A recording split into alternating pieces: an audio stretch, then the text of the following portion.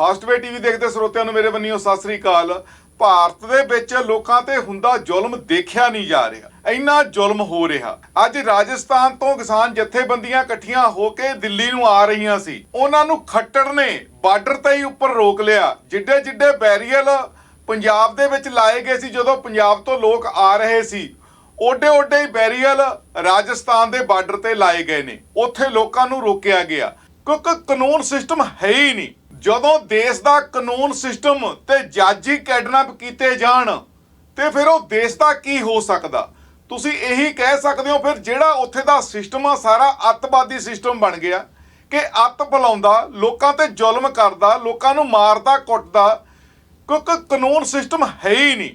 Reliance ਨੇ ਤੇ JIO ਨੇ ਨਰਿੰਦਰ ਮੋਦੀ ਅੱਤਵਾਦੀ ਦੇ ਸੰਯੋਗ ਦੇ ਨਾਲ ਪੂਰੇ ਮੁਲਕ ਦੇ ਜੱਜ ਨੇ ਜਿਹੜੇ ਕਾਨੂੰਨ ਸਿਸਟਮ ਆ ਉਹਨੂੰ ਕਿਡਨੈਪ ਕਰਕੇ ਰੱਖਿਆ ਹੋਇਆ। ਜਦੋਂ ਕਾਨੂੰਨ ਹੀ ਕਿਡਨੈਪ ਆ, ਕਾਨੂੰਨ ਕੁਛ ਕਰ ਹੀ ਨਹੀਂ ਸਕਦਾ, ਤਾਂ ਲੋਕਾਂ ਦਾ ਕੀ ਹੋਣਾ। ਫਿਰ ਲੋਕਾਂ ਦਾ ਕੀ ਹੋਣਾ। ਵੈਸੇ ਤਾਂ ਇੰਟਰਨੈਸ਼ਨਲ ਭਾਈਚਾਰੇ ਦੇ ਵਿੱਚ ਨਰਿੰਦਰ ਮੋਦੀ ਬੈਠ ਕੇ ਕਹਿੰਦਾ ਕਿ ਸਾਡਾ ਦੇਸ਼ ਤਾਂ ਜੀ ਲੋਕਤੰਤਰ ਆ। ਹੁਣ ਨਰਿੰਦਰ ਮੋਦੀ ਨੂੰ ਪੁੱਛਿਆ ਜਾਵੇ ਕਿ ਲੋਕਤੰਤਰ ਆ, ਲੋਕਾਂ ਦੀ ਆਵਾਜ਼ ਜਿਹੜੀ ਆਪਣੇ ਹੱਕਾਂ ਦੇ ਲਈ ਆਵਾਜ਼ ਉਠਾਉਂਦੇ ਨੇ ਉਹਨੂੰ ਤਾਂ ਰੋਕਿਆ ਜਾ ਰਿਹਾ, ਉਹਨਾਂ ਤੇ ਜ਼ੁਲਮ ਕੀਤਾ ਜਾ ਰਿਹਾ, ਉਹਨਾਂ ਤੇ ਪਰਚੇ ਪਾਏ ਜਾ ਰਹੇ ਨੇ। ਤੇ ਫਿਰ ਕੀ ਹੋ ਰਿਹਾ ਇਹ ਲੋਕਤੰਤਰ ਆ? ਕਿਉਂਕਿ ਇਸ ਵੇਲੇ ਰਿਲਾਇੰਸ ਨੇ ਤੇ ਮੋਦੀ ਨੇ ਪੂਰੇ ਲਾਅ ਸਿਸਟਮ ਨੂੰ ਕਿਡਨੈਪ ਕਰਕੇ ਰੱਖਿਆ ਹੋਇਆ। ਉਹ ਕਾਨੂੰਨ ਤਾਂ ਹੈ ਹੀ ਨਹੀਂ। ਪੂਰੇ ਵਰਲਡ ਦੇ ਵਿੱਚ ਇਸ ਤਰ੍ਹਾਂ ਦੀ ਖਬਰ ਕਿਤੋਂ ਵੀ ਨਹੀਂ ਆਉਂਦੀ ਹੋਊਗੀ ਕਿ ਜਿੱਥੇ ਥਾਣੇ ਵਿਕਦੇ ਹੋਣ।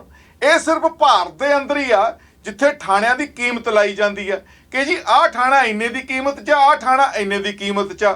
ਫਿਰ ਥਾਣੇਦਾਰ ਥਾਣੇ ਖਰੀਦ ਕੇ ਆਪਣੀਆਂ ਮਨਮਰਜ਼ੀਆਂ ਕਰਦੇ ਨੇ, ਕਿਹਦੇ ਤੇ ਪਰਚਾ ਪਾਉਣਾ, ਕਿਹਦੇ ਤੇ ਪਰਚਾ ਨਹੀਂ ਪਾਉਣਾ, ਕਿੱਥੋਂ ਪੈਸਾ ਕਮਾਉਣਾ, ਕਿੱਥੋਂ ਪੈਸਾ ਨਹੀਂ ਕਮਾਉਣਾ, ਕਿਵੇਂ ਲੁੱਟ-ਖੋਹ ਕਰਾਉਣੀ ਆ, ਕਿਵੇਂ ਲੋਕਾਂ ਦੇ ਕਤਲ ਕਰਾਉਣੇ ਨੇ, ਕਿਵੇਂ ਬਲਾਤਕਾਰ ਕਰਾਉਣੇ ਨੇ, ਕਿਵੇਂ ਡਰੱਗ ਵੇਚਣੀ ਆ।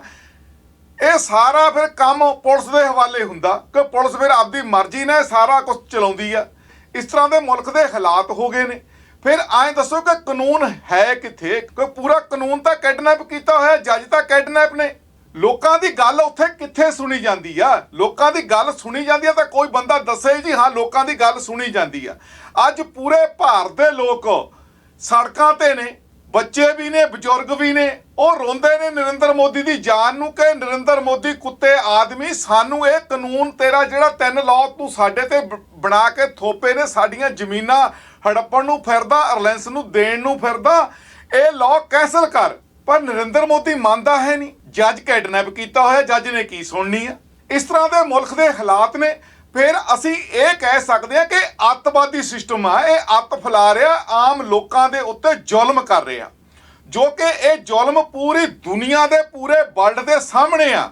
ਜੋ ਅੱਗੇ ਲੋਕਾਂ ਦੇ ਉੱਤੇ ਕੀ ਜ਼ੁਲਮ ਹੋਣਾ, ਕਿੰਨੇ ਕੁ ਦੁਨੀਆ ਮਾਰਨੀ ਆ ਨਰਿੰਦਰ ਮੋਦੀ ਨੇ, ਇਹ ਆਉਣ ਵਾਲਾ ਸਮਾਂ ਦੱਸੂਗਾ। ਨਰਿੰਦਰ ਮੋਦੀ ਦੇ ਜ਼ੁਲਮ ਤੋਂ ਲੋਕਾਂ ਨੇ ਤੰਗ ਆ ਕੇ ਪੂਰੇ ਵਰਲਡ ਦੇ ਵਿੱਚ ਹੀ ਰੋਜ਼ ਮੁਜ਼ਾਹਰੇ ਕੀਤੇ ਜਾਂਦੇ ਨੇ, ਆਪਣੇ ਹੱਕ ਮੰਗੇ ਜਾਂਦੇ ਨੇ। ਅਲੱਗ-ਅਲੱਗ ਮੁਲਕਾਂ ਦੇ ਵਿੱਚ ਵੀ ਲੋਕ ਰੌਲਾ ਪਾਉਂਦੇ ਨੇ ਇਸ ਜ਼ੁਲਮ ਨੂੰ ਲੈ ਕੇ।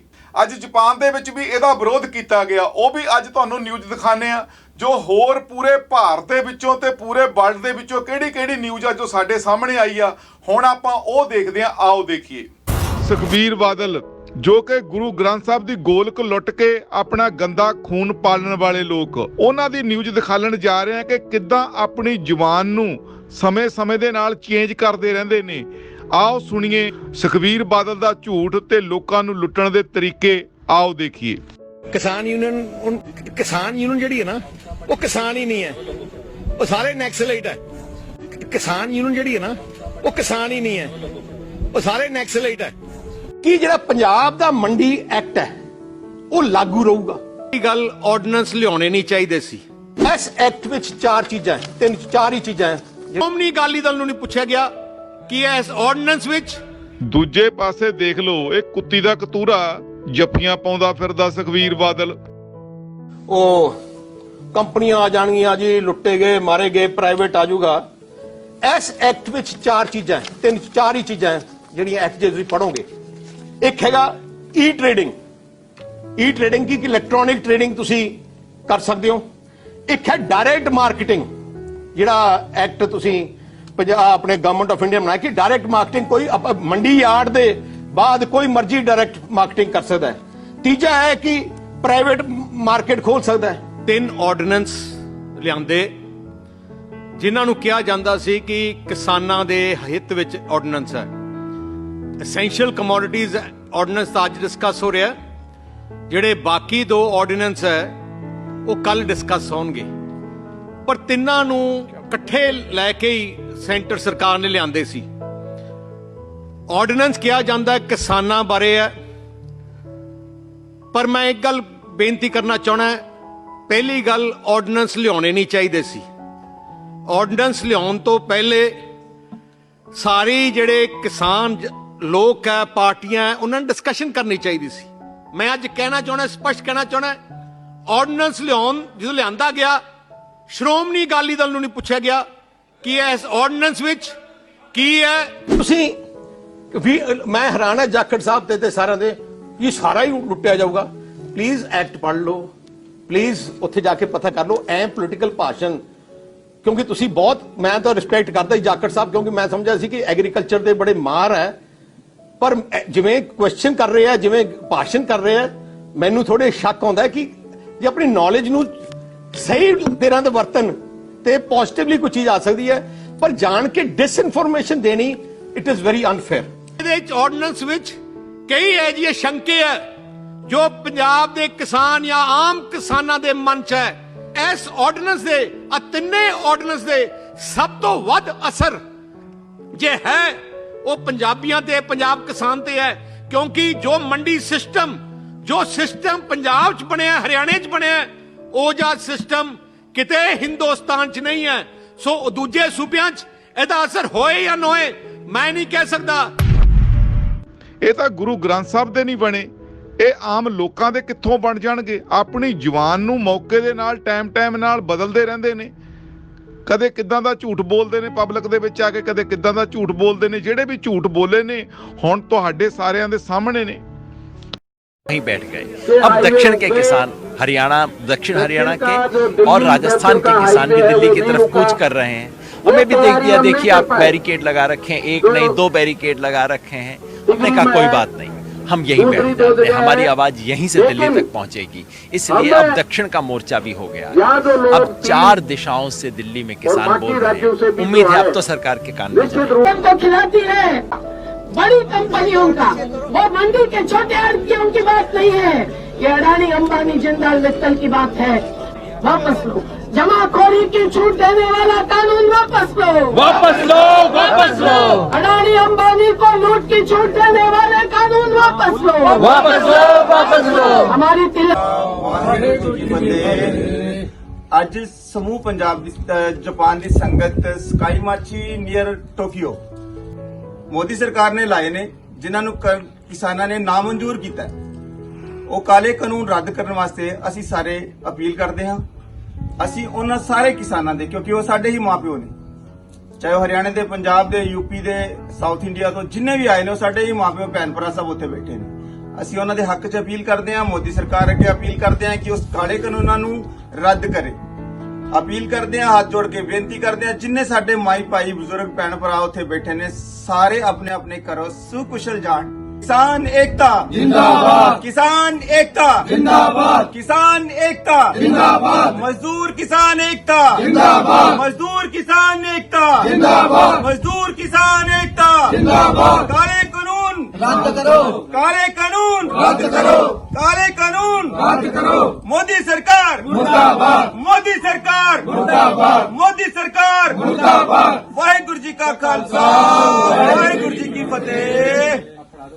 ਬਟਾਲਾ ਦੇ ਪਿੰਡ ਭਾਗੋਵਾਲੀ ਦੇ ਧਾਰੀ ਸਿੱਖ ਹਰਪ੍ਰੀਤ ਸਿੰਘ ਨੇ ਆਪਣੇ ਜੀਜੇ ਮਨਦੀਪ ਸਿੰਘ ਵਾਸੀ ਪਿੰਡ ਧਾਰੋਵਾਲੀ ਦੀ ਧਮਕੀ ਤੋਂ ਤੰਗ ਆ ਕੇ ਅੱਜ ਖੁਦਕੁਸ਼ੀ ਕਰ ਲਈ। ਖੁਦਕੁਸ਼ੀ ਦੇ ਲਈ ਮਜਬੂਰ ਕਰਨ ਦੇ ਦੋਸ਼ ਦੇ ਵਿੱਚ ਜੀਜਾ ਮਨਦੀਪ ਸਿੰਘ, ਭੈਣ ਗੁਰਪ੍ਰੀਤ ਕੌਰ, ਜੀਜੇ ਦਾ ਭਰਾ ਦਰਸ਼ਨ ਸਿੰਘ ਦੇ ਖਿਲਾਫ ਥਾਣਾ ਕਿਲਾ ਲਾਲ ਸਿੰਘ ਪੁਲਿਸ ਨੇ ਮਾਮਲਾ ਦਰਜ ਕਰ ਲਿਆ ਹੈ। ਪੁਲਿਸ ਦੀ ਜਾਣਕਾਰੀ ਦੇ ਮੁਤਾਬਿਕ ਫਿਲਹਾਲ ਸਾਰੇ ਮੁਲਜ਼ਮ ਘਟਨਾ ਤੋਂ ਬਾਅਦ ਫਰਾਰ ਹਨ। ਗ੍ਰਿਫਤਾਰੀ ਦੇ ਲਈ ਇੱਕ ਟੀਮ ਦਾ ਗਠਨ ਵੀ ਕੀਤਾ ਗਿਆ ਹੈ। ਰੂਪਨਗਰ ਸ਼ਹਿਰ ਦੀ ਇੱਕ ਵਿਆਹੁਤਾ ਔਰਤ ਨੇ ਕੁਝ ਵਿਅਕਤੀਆਂ ਤੇ ਕੁੱਟਮਾਰ ਕਰਨ ਅਤੇ ਉਸ ਦਾ ਵੀਡੀਓ ਫੇਸਬੁੱਕ ਤੇ ਪਾ ਕੇ ਉਸ ਦੀ ਬਦਨਾਮੀ ਕਰਨ ਸੰਬੰਧੀ ਐਸਐਸਪੀ ਰੂਪਨਗਰ ਨੂੰ ਸ਼ਿਕਾਇਤ ਦਰਜ ਕਰਵਾਈ ਹੈ। ਰੂਪਨਗਰ ਸ਼ਹਿਰ ਦੀ ਵਸਨੀਕ ਮੋਨਿਕਾ ਨੇ ਪਿੰਡ ਬੈਰਮਪੁਰ ਲਾਡਲ ਦੇ ਕੁਝ ਵਿਅਕਤੀਆਂ ਤੇ ਗੰਭੀਰ ਦੋਸ਼ ਲਗਾਏ ਹਨ ਕਿ ਉਹਨਾਂ ਨੇ ਰਲ ਕੇ ਉਸ ਦੀ ਪਹਿਲਾਂ ਕੁੱਟਮਾਰ ਕੀਤੀ ਅਤੇ ਉਸ ਦੀ ਵੀਡੀਓ ਬਣਾਈ ਅਤੇ ਫਿਰ ਉਸ ਦੀ ਵੀਡੀਓ ਨੂੰ ਫੇਸਬੁੱਕ ਤੇ ਪਾ ਕੇ ਉਸ ਨੂੰ ਬਦਨਾਮ ਕੀਤਾ ਜਾ ਰਿਹਾ ਹੈ ਅਤੇ ਹੁਣ ਦੋਸ਼ੀ ਉਸ ਨੂੰ ਜਾਨ ਤੋਂ ਮਾਰਨ ਦੀਆਂ ਧਮਕੀਆਂ ਵੀ ਦੇ ਰਹੇ ਹਨ। ਫਿਲਹਾਲ ਪੁਲਿਸ ਨੇ ਮਾਮਲਾ ਦਰਜ ਕਰਕੇ ਆਰੋਪੀਆਂ ਦੇ ਖਿਲਾਫ ਕਾਰਵਾਈ ਆਰੰਭ ਕਰ ਦਿੱਤੀ ਹੈ। ਖੇਤੀ ਕਾਨੂੰਨਾਂ ਦੇ ਵਿਰੁੱਧ ਸੰਘਰਸ਼ ਲੜ ਰਹੇ ਕਿਸਾਨਾਂ ਦੀ ਹਮਾਇਤ ਦੇ ਵਿੱਚ ਦਿੱਲੀ ਪਹੁੰਚੇ ਇੱਕ ਬਜ਼ੁਰਗ ਦੀ ਇੱਕਦਮ ਹਾਲਤ ਵਿਗੜ ਗਈ ਹੈ, ਜਿਸ ਨੂੰ ਇਲਾਜ ਦੇ ਲਈ ਸਰਕਾਰੀ ਹਸਪਤਾਲ ਲਿਜਾਇਆ ਗਿਆ ਹੈ। ਮਿਲੀ ਜਾਣਕਾਰੀ ਦੇ ਮੁਤਾਬਿਕ ਇਹ ਬਜ਼ੁਰਗ ਜ਼ਿਲ੍ਹਾ ਅੰਮ੍ਰਿਤਸਰ ਦੇ ਇੱਕ ਪਿੰਡ ਨਾਲ ਸੰਬੰਧਿਤ ਦੱਸਿਆ ਜਾ ਰਿਹਾ ਹੈ। ਬੰਗਾ ਲਾਗੇ ਨਜ਼ਦੀਕੀ ਪਿੰਡ ਕਾਮਾ ਦੇ ਨੌਜਵਾਨ ਦੀ ਦਿੱਲੀ ਕਿਸਾਨ ਸੰਘਰਸ਼ ਮੋਰਚੇ ਵਿੱਚ ਜਾਂਦੇ ਸਮੇਂ ਮੌਤ ਹੋ ਗਈ। ਨੌਜਵਾਨ ਰਾਜਕੁਮਾਰ ਕਿਸਾਨ ਸੰਘਰਸ਼ ਮੋਰਚੇ ਵਿੱਚ ਆਪਣੀ ਗੱਡੀ ਲੈ ਕੇ ਸਾਥੀਆਂ ਸਮੇਤ ਦਿੱਲੀ ਜਾ ਰਿਹਾ ਸੀ। ਉਹਨਾਂ ਨੂੰ ਅਚਾਨਕ ਹੀ ਹਾਰਟ ਅਟੈਕ ਆ ਗਿਆ ਤੇ ਜਿਸ ਨਾਲ ਉਸ ਦੀ ਮੌਕੇ ਤੇ ਹੀ ਮੌਤ ਹੋ ਗਈ। ਬਾਰ-ਬਾਰ ਗੱਲਬਾਤ ਕਰਨ ਦੇ ਬਾਵਜੂਦ ਵੀ ਮਸਲਾ ਹੱਲ ਨਾ ਹੁੰਦਾ ਵੇਖ ਕੇ ਅੱਜ ਅਮਰੀਕੀ ਫੌਜ ਨੇ ਅਫਗਾਨਿਸਤਾਨ ਦੇ ਅੱਤਵਾਦੀ ਟਿਕਾਣਿਆਂ ਉੱਤੇ ਹਵਾਈ ਹਮਲਾ ਕਰ ਦਿੱਤਾ ਅਤੇ 100 ਦੇ ਕਰੀਬ ਅੱਤਵਾਦੀ ਮਾਰ ਮੁਕਾਉਣ ਦਾ ਦਾਅਵਾ ਵੀ ਕੀਤਾ ਹੈ। ਇਹਨਾਂ ਹਮਲਿਆਂ ਦੇ ਵਿੱਚ 90 ਤੋਂ ਵੱਧ ਤਾਲਿਬਾਨੀ ਅੱਤਵਾਦੀ ਮਾਰੇ ਗਏ ਦੱਸੇ ਜਾ ਰਹੇ ਹਨ। ਅਮਰੀਕੀ ਫੌਜ ਨੇ ਇਹਨਾਂ ਹਵਾਈ ਹਮਲਿਆਂ ਦੀ ਪੁਸ਼ਟੀ ਕੀਤੀ ਹੈ। ਅਮਰੀਕੀ ਤਾਲਿਬਾਨ ਸਮਝੌਤੇ ਪਿੱਛੋਂ ਇਹ ਪਹਿਲੀ ਵੱਡੀ ਕਾਰਵਾਈ ਹੈ। ਪੋਰਟਰ ਕਾਉਂਟੀ ਇੰਡੀਆਨਾ ਸਟੇਟ ਦੀ ਪੁਲਿਸ ਨੇ ਬੀਤੇ ਦਿਨੀ ਇੱਕ ਟਰੱਕ ਦੀ ਜਾਂਚ ਦੇ ਦੌਰਾਨ 50 ਕਿਲੋ ਦੇ ਕਰੀਬ ਕੋਕੀਨ ਬਰਾਮਦ ਕੀਤੀ ਹੈ। ਪੁਲਿਸ ਨੂੰ I-94 ਹਾਈਵੇ ਈਸਟਬਾਉਂਡ ਦੀ ਸਕੇਲ ਤੇ ਇੱਕ ਟ੍ਰੇਲਰ ਦੀ ਜਾਂਚ ਕਰਨ ਲਈ ਜਦੋਂ ਸੱਦਿਆ ਗਿਆ ਤਾਂ ਉਸ ਟ੍ਰੇਲਰ ਦੇ ਵਿੱਚੋਂ ਇਹ ਬਰਾਮਦਗੀ ਹੋਈ ਹੈ, ਜਿਸ ਦਾ ਬਾਜ਼ਾਰੀ ਮੁੱਲ 1.5 ਤੋਂ 2 ਮਿਲੀਅਨ ਡਾਲਰ ਦੇ ਕਰੀਬ ਬਣਦਾ ਹੈ। ਕੈਨੇਡਾ ਦੇ ਸਾਰਿਆਂ ਤੋਂ ਵੱਡੇ ਤੇ ਵਿਕਸਿਤ ਸ਼ਹਿਰ ਟੋਰਾਂਟੋ ਦੇ ਡਾਊਨਟਾਊਨ ਵਿਖੇ ਅੱਜ ਕਿਸਾਨੀ ਸੰਘਰਸ਼ ਨੂੰ ਹਮਾਇਤ ਦੇਣ ਬਾਬਤ ਇੱਕ ਵਿਸ਼ਾਲ ਰੋਸ ਮੁਜ਼ਾਹਰਾ ਹੋਇਆ। ਇਹ ਰੋਸ ਮੁਜ਼ਾਹਰਾ ਮਾਲਟਨ ਮਿਸੀਗਾਗਾ ਤੋਂ ਸ਼ੁਰੂ ਹੁੰਦਾ ਹੋਇਆ ਡਾਊਨਟਾਊਨ ਟੋਰਾਂਟੋ ਪਹੁੰਚਿਆ ਅਤੇ ਫਿਰ ਇਸ ਤੋਂ ਅੱਗੇ ਵਧਦਾ ਹੋਇਆ ਇਹ ਮੁਜ਼ਾਹਰਾ ਭਾਰਤੀ ਕੌਂਸਲੇਟ ਦਫ਼ਤਰ ਅੱਗੇ ਪਹੁੰਚ ਕੇ ਸਮਾਪਤ ਹੋਇਆ। ਚੀਨ ਦੇ ਇੱਕ ਸਪੇਸ ਕੈਪਸੂਲ ਨੇ ਚੀਨ ਦੀ ਸਤ੍ਹਾ ਤੋਂ ਪੱਥਰਾਂ ਦੇ ਨਮੂਨੇ ਲੈ ਕੇ ਧਰਤੀ ਦੇ ਵੱਲ ਪਰਤਣਾ ਸ਼ੁਰੂ ਕਰ ਦਿੱਤਾ ਹੈ। ਇਸ ਤਰ੍ਹਾਂ ਦੀ ਕੋਸ਼ਿਸ਼ ਤਕਰੀਬਨ 45 ਸਾਲਾਂ ਦੇ ਵਿੱਚ ਪਹਿਲੀ ਵਾਰ ਕੀਤੀ ਜਾ ਰਹੀ ਹੈ। ਚੀਨ ਦੇ ਰਾਸ਼ਟਰੀ ਸਪੇਸ ਪ੍ਰਸ਼ਾਸਨ ਨੇ ਸੋਸ਼ਲ ਮੀਡੀਆ ਤੇ ਇੱਕ ਪੋਸਟ ਦੇ ਜ਼ਰੀਏ ਦੱਸਿਆ ਹੈ ਕਿ ਚਾਂਗ 5 ਪੁਲਾੜ ਗੱਡੀ ਤਕਰੀਬਨ 22 ਮਿੰਟ ਤੱਕ 4 ਇੰਜਣਾਂ ਨੂੰ ਚਾਲੂ ਕਰਕੇ ਐਤਵਾਰ ਸਵੇਰੇ ਚੰਦ ਦੇ ਪੰਧ ਵਿੱਚੋਂ ਨਿਕਲੀ। ਇਹ ਗੱਡੀ ਇਸ ਮਹੀਨੇ ਦੀ ਸ਼ੁਰੂਆਤ ਦੇ ਵਿੱਚ ਚੰਦ ਤੇ ਪਹੁੰਚੀ ਸੀ ਅਤੇ ਉਸਨੇ ਕਰੀਬ 2 ਕਿਲੋਗ੍ਰਾਮ ਨਮੂਨੇ ਇਕੱਠੇ ਵੀ ਕੀਤੇ ਹਨ। ਭਾਰਤ ਦੇ ਵਿੱਚ ਚੱਲ ਰਹੇ ਕਿਸਾਨ ਅੰਦੋਲਨ ਨੂੰ ਦੁਨੀਆ ਭਰ ਦੇ ਵਿੱਚ ਭਾਰੀ ਸਮਰਥਨ ਮਿਲ ਰਿਹਾ ਹੈ। ਭਾਰਤ ਦੇ ਵਿੱਚ ਖੇਤੀ ਕਾਨੂੰਨਾਂ ਦਾ ਵਿਰੋਧ ਕਰ ਰਹੇ ਕਿਸਾਨਾਂ ਦੇ ਸਮਰਥਨ ਦੇ ਵਿੱਚ ਸਿੱਖ ਅਮਰੀਕੀ ਨੌਜਵਾਨਾਂ ਨੇ ਪ੍ਰਦਰਸ਼ਨ ਕੀਤਾ। ਵਾਸ਼ਿੰਗਟਨ DC, ਮੈਰੀਲੈਂਡ ਅਤੇ ਵਰਜੀਨੀਆ ਦੇ ਇਲਾਵਾ New York, New Jersey, Pennsylvania, Indiana, Ohio ਅਤੇ ਨਾਰਥ ਕੈਰੋਲੀਨਾ ਜਿਹੇ ਰਾਜਾਂ ਤੋਂ ਆਏ ਸੈਂਕੜੇ ਸਿੱਖਾਂ ਨੇ ਵਾਸ਼ਿੰਗਟਨ DC ਦੇ ਵਿੱਚ ਭਾਰਤੀ ਦੂਤਾਵਾਸ ਤੱਕ ਕਾਰ ਰੈਲੀ ਵੀ ਕੱਢੀ। ਦੁਨੀਆ ਦੇ ਹਰ ਕੋਨੇ ਦੀ ਨਿਊਜ਼ ਤੁਹਾਡੀ ਆਪਣੀ ਭਾਸ਼ਾ ਵਿੱਚ 24 hours live news channel Fastway TV ਅਤੇ ਸਾਡੇ YouTube channel Fastway TV USA ਨੂੰ ਸਬਸਕ੍ਰਾਈਬ ਕਰੋ ਤੇ ਬੈਲ ਆਈਕਨ ਤੇ ਕਲਿੱਕ ਕਰੋ ਤਾਂ ਕਿ ਨਵੀਂ ਅਪਡੇਟ ਤੁਹਾਡੇ ਤੱਕ ਪਹੁੰਚ ਸਕੇ। ਤੁਸੀਂ ਫਾਸਟਵੇ ਟੀਵੀ ਵੀ Facebook ਤੇ ਲਾਈਵ ਵੇਖ ਸਕਦੇ ਹੋ। ਫਾਸਟਵੇ ਟੀਵੀ ਦੀ ਐਪ ਤੁਸੀਂ ਐਪਲ ਅਤੇ ਐਂਡਰੋਇਡ ਫੋਨ ਤੇ ਡਾਊਨਲੋਡ ਕਰ ਸਕਦੇ ਹੋ। ਵਰਲਡ ਦੇ ਸਾਰੇ IPTV ਤੇ ਦੇਖਿਆ ਜਾਣ ਵਾਲਾ ਫਾਸਟਵੇ ਟੀਵੀ ਚੈਨਲ। ਜੇਕਰ ਤੁਸੀਂ ਆਪਣੇ ਇਲਾਕੇ ਦੀ ਕੋਈ ਵੀ ਨਿਊਜ਼ ਜਾਂ ਜਾਣਕਾਰੀ ਦੇਣਾ ਚਾਹੁੰਦੇ ਹੋ ਤਾਂ ਸਾਡੇ WhatsApp ਨੰਬਰ ਤੇ ਸੰਪਰਕ ਕਰੋ 9177469910। ਤੁਹਾਡਾ ਆਪਣਾ ਫਾਸਟਵੇ ਟੀਵੀ ਚੈਨਲ। ਰਾਜਨੀਤੀ ਦੇ ਦਾਅ ਪੇਚ ਹੋਣ ਜਾਂ ਖੇਡਾਂ ਦੀ ਰਾਜਨੀਤੀ, ਗੱਲ ਹੋਵੇ ਸਿਨੇਮਾ ਦੀ ਚਕਾਚੌਂਧ ਦੀ ਜਾਂ ਅਪਰਾਧ ਦੇ ਅਤਿਆਚਾਰ ਦੀ, ਆਮ ਹੋ ਜਾਂ ਖਾਸ, ਨੇਤਾ ਹੋ ਜਾਂ ਕਲਾਕਾਰ, ਗੱਲ ਸਮਾਜ ਦੇ ਹਰ ਪੱਖ ਦੀ, ਹਰ ਖਬਰ ਦਾ ਹੁੰਦਾ ਵੱਖਰਾ ਅੰਦਾਜ਼, ਹਰ ਖਬਰ ਦੀ ਹੁੰਦੀ ਵੱਖਰੀ ਜਿਹੀ ਗੱਲ। ਬਸ ਲੋੜ ਹੈ ਥੋੜੇ ਜਿਹੇ ਹੌਸਲੇ ਦੀ, ਸੱਚ ਕਹਿਣ ਅਤੇ ਸੱਚ ਵਿਖਾਉਣ ਦੀ ਹਿੰਮਤ। ਇਸੇ ਹਿੰਮਤ ਦੇ ਨਾਲ ਅਸੀਂ ਤੁਹਾਨੂੰ ਵਿਖਾਉਂਦੇ ਹਾਂ ਤੁਹਾਡਾ ਆਪਣਾ ਫਾਸਟਵੇ ਟੀਵੀ चैनल। एक छोटा दुकानदार चाय बनाता है, वो भी अपनी जो है ना कीमत चाय की 10 रुपए लेता है, वो अपनी मर्जी से तय करता है ना। और पूरी दुनिया में किसान की ऐसी हालत है जो पैदा करता है और उसका भाव दूसरे लोग तय करते हैं। हरियाणा और पंजाब का मंडीकरण जितना बढ़िया है उतना कहीं भी नहीं है। जाएंगे तो माला डलेगी, नहीं जाएंगे घर पे अगर यहीं कुछ हो गया तो फिर फोटो पे माला डलेगी। ये काम तो होना ही है। मोदी जो है ना वो चाबी है, कारपोरेट की, वो तब चाहे उसको खोल लेते हैं, जब चाहे बंद कर देते हैं। जब वो व्यापारी के हाथ में जाएगी, मार्केट उसके हाथ में चली गई ना, तो वो जब चाहेगा अप करेगा, जब चाहेगा डाउन करेगा। जब तो मेरे खेत से फसल टूट रही है, तब तो वो मार्केट में कितना पैसे अंबानी उडानियों के पास वो जमा करेंगे, उसे सस्ते रेट पर लाएंगे, मेरी अपने आप नीचे आ जाएगी। मैं कम रेटों पर उन्हें बेच दूंगा, फिर उनके पास कंट्रोल है, कंज्यूमर को ज़्यादा मार पड़ेगी, क्योंकि वो फिर मुट्ठी बंद कर लेंगे। जितना सप्लाई कम तो रेट ज़्यादा। फिर क्या करेंगे? फिर घर में रखना पड़ेगा, सड़कों पर पड़ा रहेगा, जैसे बिहार में पड़ा रहता है। तो आज बिहार के अंदर अगर 15 एकड़ वाला भी जमींदार है ना, तो वो यहाँ पे आपको दिल्ली में 250-300 रुपए में दिहाड़ी करता मिलेगा। बात खेती की नहीं रह जाती, हमारी संस्कृति जुड़ी है इस चीज से। ये नरेंद्र मोदी है हमारी जमीन का मालिक बनाना चाह रहा, हमारा गला तो इसने काट दिया, पर जेकर कल को फैसला ना दिया इसने, बस फिर हमारे को चाहे ऊपर गोली मार दे। बहादुर जी ने इसी दिल्ली के चांदनी चौक में किसी और धर्म के लिए, मानवता के लिए अपना शीश दिया। ये देश के लोगों को, आम जो जनता जो दूसरे स्टेटों में, उनको ये दिखाने के लिए ताकि कल को यहाँ गोलियां चला दे, लाठीचार्ज हो जाए, तो लोग ये सोचे भाई कोई खालिस्तान आ गया होगा, कोई आतंकवादी आ गए होंगे। लेकिन यहाँ कोई नहीं है। सरकार की ये बीजेपी की पॉलिसी रही है, जो भी उनके खिलाफ बोलता है, किसी को नक्सलवादी करार देते थे, किसी को खालिस्तानी, किसी को जाटिस्तानी, किसी को आतंकवादी, मतलब देशद्रोही का तमगा दे देते हैं। ये कि इनका बीजेपी वालों का एक इनकी सरकार का कल्चर बन गया। ताकत हो गया हमारे पास, मोदी जी को देना ही देना पड़ेगा। अगर नहीं देगा तो मोदी को बड़ा नुकसान होगा। इमरजेंसी में जो इंदिरा का नुकसान हुआ था ना, इतना बड़ा नुकसान होगा अगर ये इससे पीछे हट गया। ऐसे छोड़ के नहीं जाएंगे इसको, जो आए हैं फतेह करके जाएंगे। ये अलग अलग नेता वह सारे सही है, हमारी औरतें वैसे आप या अपील करा भाई, आंदोलन नहीं कभी बेचियो नहीं।